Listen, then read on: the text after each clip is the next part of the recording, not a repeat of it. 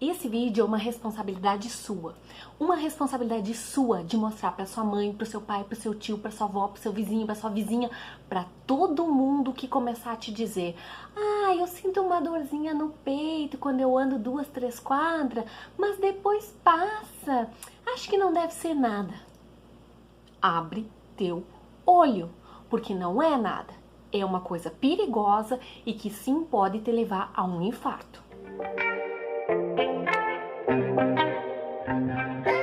Bem-vindo ao canal Socorro Doutora, e nesse vídeo eu vou te falar mais especificamente sobre angina.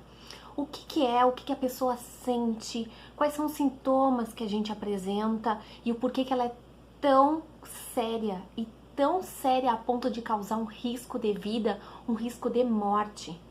Eu vou te explicar, além de tudo, a como identificar, como é que você sabe que tem essa doença e o melhor, como você pode tratar e resolver esse problema. E eu vou começar esse vídeo falando sobre uma historinha típica que todos os pacientes vêm me contar. Sabe quando a pessoa vai lá na feirinha ou sobe aquele a mais de escada, que a pessoa começa com uma dorzinha no peito? Não te digo no peito, até às vezes um incômodozinho, uma coisa enjoadinha que eles falam. E aí a pessoa, depois de fazer essa atividade física, de subir essa escada, de dar aquela caminhadinha, a dor no peito passa. Nossa, como se fosse mágica. Super tranquilo, né? A gente escuta isso o tempo inteiro. Boa, não é pelo fato que ela passa que isso é uma coisa boa. Isso, na verdade, se chama angina.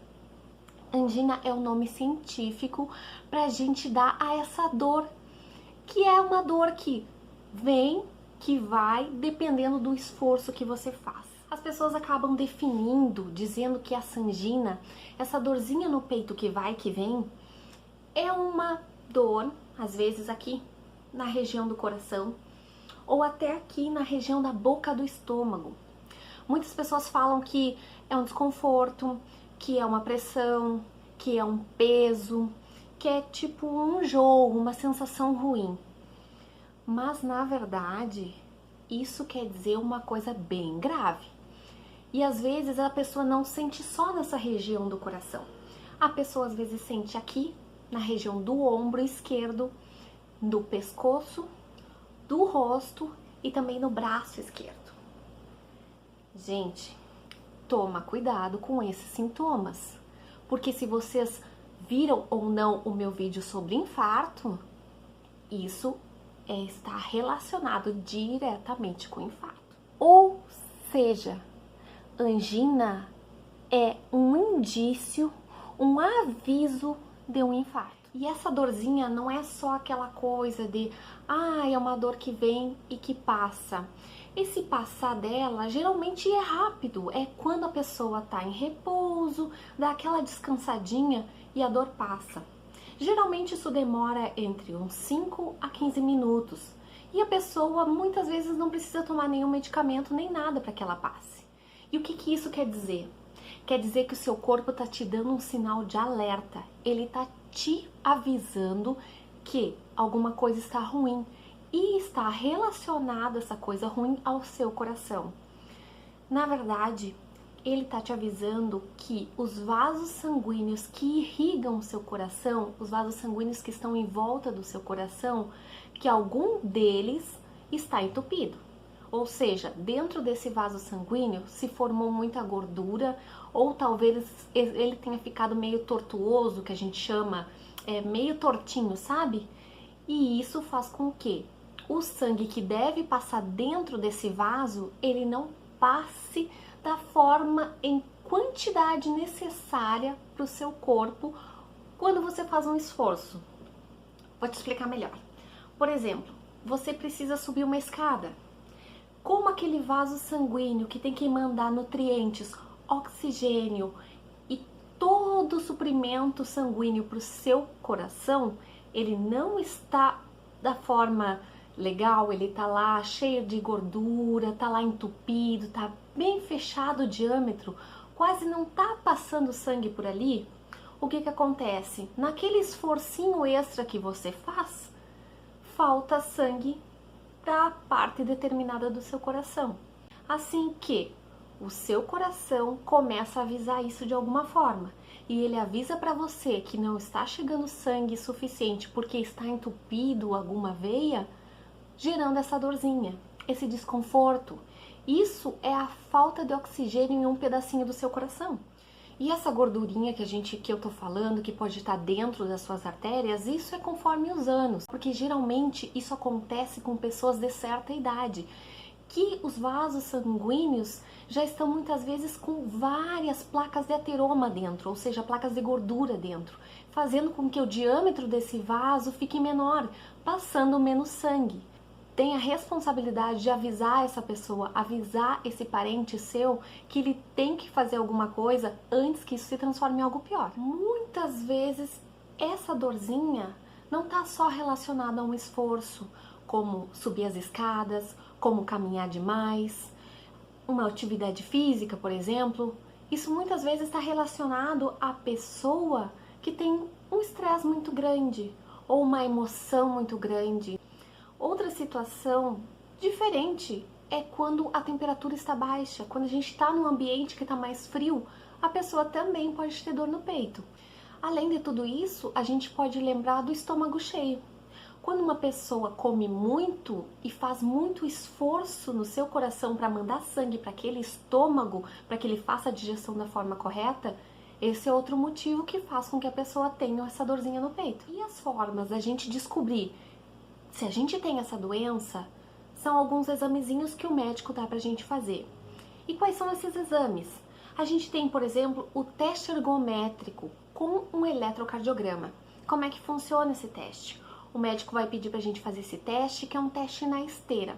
A gente vai até um local apropriado, uma clínica, no qual vai ter uma esteira, onde a pessoa vai subir nessa esteira, vai ser monitorada, ela vai receber monitores cardíacos, e essa pessoa vai começar a andar na esteira. Conforme o tempo vai passando, a velocidade da esteira vai aumentando.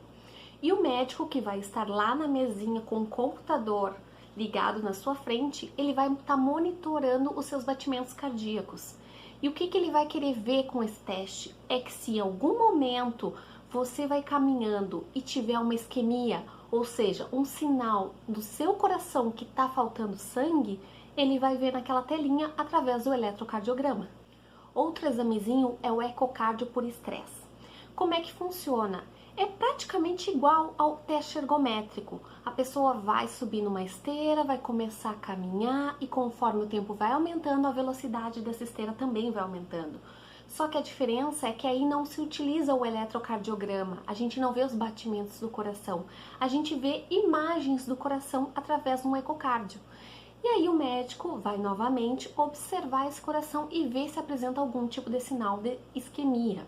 Já outro teste que a pessoa pode fazer, mas aí está relacionado a pessoas que não podem fazer algum tipo de exercício físico, como por exemplo uma pessoa que não caminha, ou senão pessoas que têm problemas articulares de quadril, de joelho, nos pés. E essas pessoas não podem praticar exercício físico ou não podem fazer essa caminhada, nós temos a cintilografia.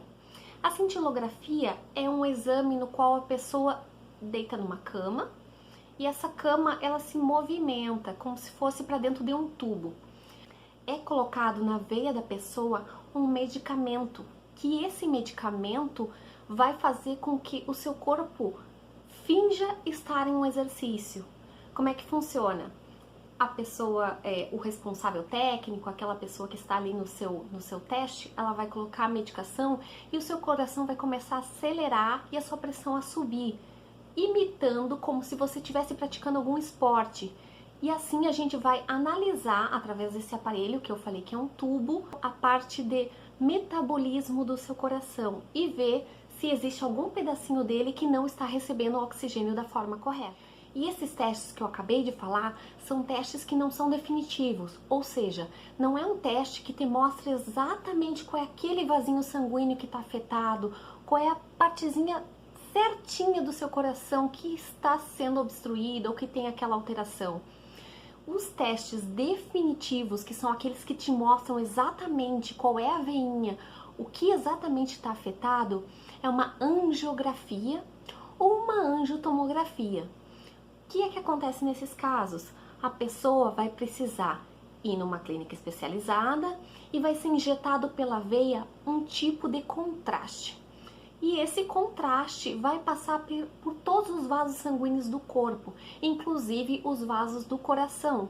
Ali vai ser como se fosse tirada uma foto do seu coração, no qual a gente vai observar se tem algum vasinho sanguíneo que não está entrando sangue ou que a entrada desse sangue seja em menor quantidade. A partir daí, a gente vai observar de forma direta qual é o vaso sanguíneo que está afetado. E aí a gente já entra na parte do tratamento. A gente já tentando descobrir de forma mais específica qual é aquele vasinho sanguíneo que está afetado, a gente pode entrar muitas vezes com processos cirúrgicos.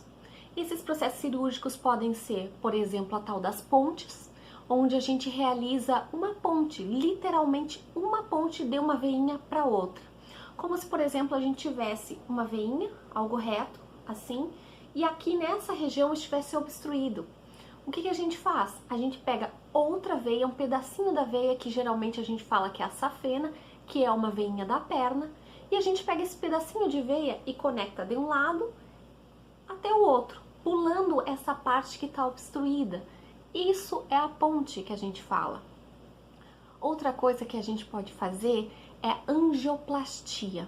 Angioplastia é como se a gente colocasse dentro da veinha um balão.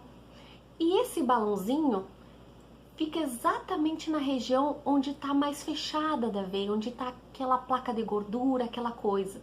E esse balão vai inflar dentro da veia, vai fazer com que a parede daquele vaso sanguíneo se dilate, e aí a gente vai colocar dentro um estendzinho. A gente vai colocar como se fosse uma molinha ali dentro para evitar que aquela parede, que aquele vaso sanguíneo se feche de novo quando a gente tira o balão. Porque aquele balãozinho não fica lá dentro, porque senão ele vai obstruir a entrada de sangue, né? O balãozinho só serve para dilatar a veia, mas quem vai mantê-la no lugarzinho é o stent, que é como se fosse uma molinha. Essa parte da cirurgia é mais indicado para pessoas que apresentam uma obstrução mais grave ou apresentam vários tipos de obstrução no coração. Geralmente a gente usa medicamentos, que são medicamentos que fazem a vasodilatação, ou seja, que aumentam o tamanho do vaso.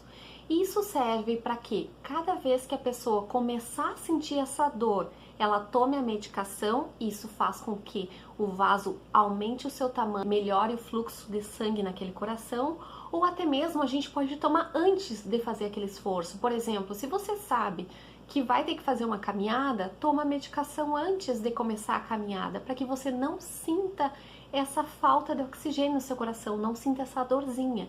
E esses medicamentos, obviamente, vão ter que ser tomados por um longo período. Existem também coisas que a gente pode fazer no nosso dia a dia para melhorar essa situação.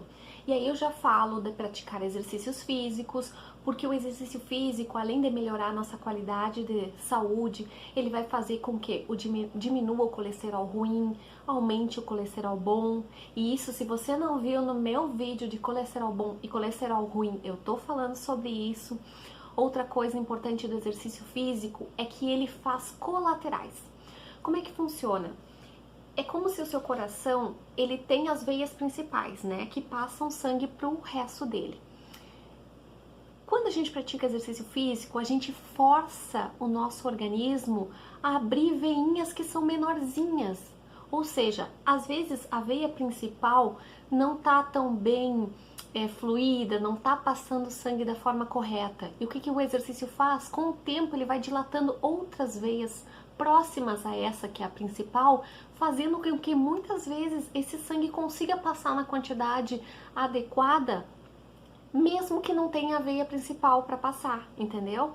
Tu vai fazendo colaterais. Isso não é só no teu coração, colaterais em todo o teu corpo. A questão da alimentação, a gente tem que ter uma alimentação mais saudável, a gente tem que evitar as gorduras, a gente tem que evitar os açúcares, a gente tem que melhorar essa alimentação. A gente também vai ter que administrar o estresse, a gente vai ter que estar sobre um ambiente que gere mais tranquilidade, a gente vai ter que resolver muitas questões que às vezes são necessárias. A gente tem que evitar brigas, porque tudo isso leva a um aumento da pressão, isso tudo leva a um aumento dos batimentos, isso é prejudicial para você. Outra coisa que a gente precisa fazer está relacionada à alimentação.